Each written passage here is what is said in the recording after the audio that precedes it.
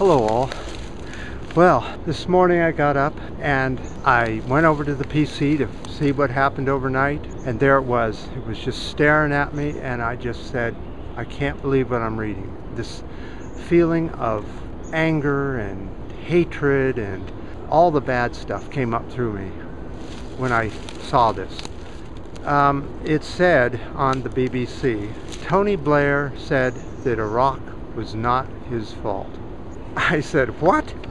It was just an unbelievable, bald-face, outright, extreme lie, which doesn't surprise me. Politicians can do that. But you forget that Tony Blair was the Prime Minister of the Queen of the United Kingdom, and he gets away with that big of a lie, and the Queen doesn't say a thing, and it's just put out there as if it's fact. Why every time I put on this video the wind starts blowing? So I thought I would set the record straight so that we can remove some of this news speak that was pumped out on the corporate news this morning without any rebuttal at all, just taken as fact. Well, you say that it's not your fault. You're one of the subjects. Let's look at history.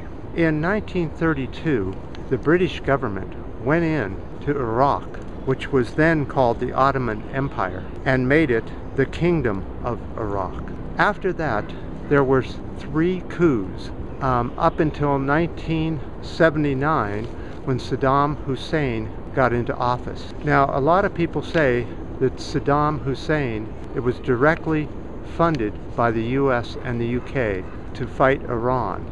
We supplied weapons, and we supplied nerve gas, we supplied chemical weapons to them. This was done back in the 1980s when Donald Rumsfeld went over and sold these weapons and kept the funding for these weapons going through the US Congress. All these chemical weapons, of course, came from the US companies that were making them. Now, Blair may say that Saddam Hussein had to be taken out because he was using chemical weapons against his own people. He didn't tell the truth with that. That was newspeak. What really happened was he was urged to use chemical weapons by the US and the UK, and as he lobbed these chemical weapons over to Iran, some of them fell into the Kurdish areas, and that's what really happened. He did not purposely gas the Kurds. They were considered collateral damage. Now, if you want to get mad because Saddam Hussein accidentally killed some of his people, what about all the people that the US and the UK are killing every day with these drone strikes? 2,000 plus counting. How many children? Almost 1,000 children are terrorists? We're in how many countries now? 15 countries droning and doing some kind of espionage against the country? Okay, let's get on with the history lesson here, Tony Blair. So, you say that Saddam Hussein was using Scud missiles against the US country of Israel.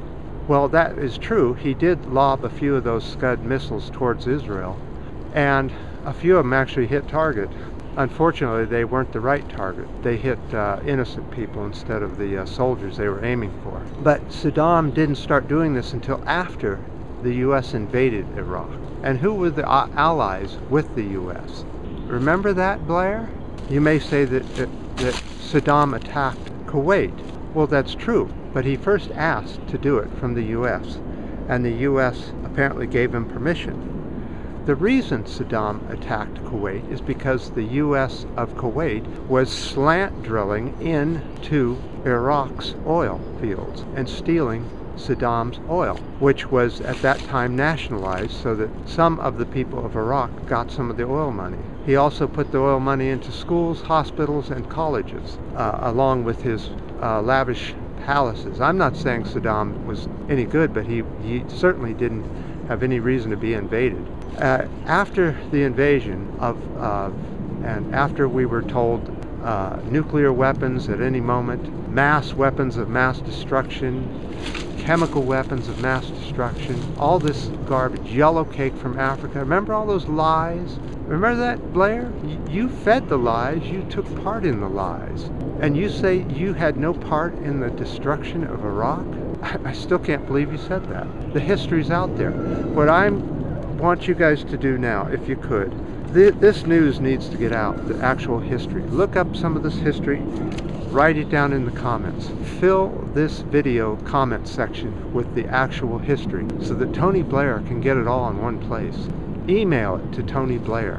Whatever you have to do, get it out there. Help correct this newspeak and put the truth out. I know the truth's very rare and never does come out very often, but this one they're just trying to get out of war crimes. They should all be charged with war crimes. Tony Blair, George Bush, Cheney, Donald Rumsfeld, Wolfowitz. We remember them all. The list goes on and on. This just will not do.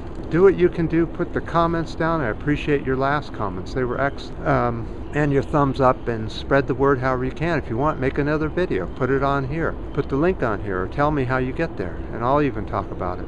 We've got to get the word out there. We've got to correct the newspeak or the corporate media.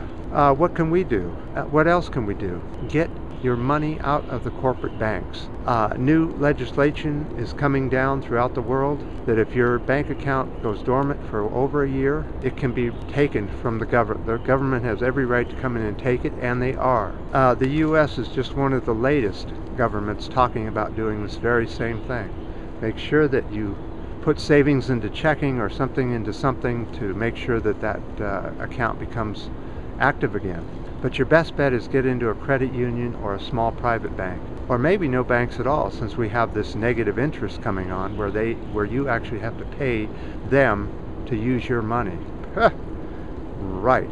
Blair, how could you not remember the torture that you and the U.S. did? Remember, you took baseball bats and you slammed them into Iraqis' knees and their shins, splintering them?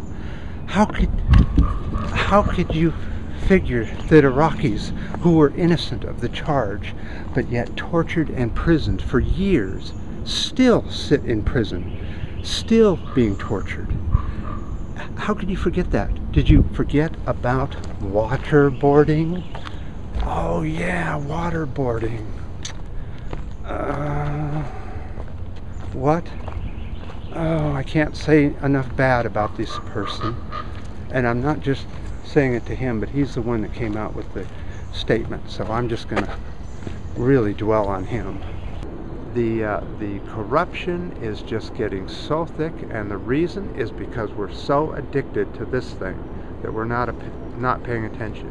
Maybe if we send messages, if you know how to get messages over on these things so that people can read it, you may have to make a sex ad with links into it to what's really happening, since that's all that people seem to worry about is where the next sex and the next party is coming from. But somehow people need to wake up and stop voting for these corporate politicians, these lying.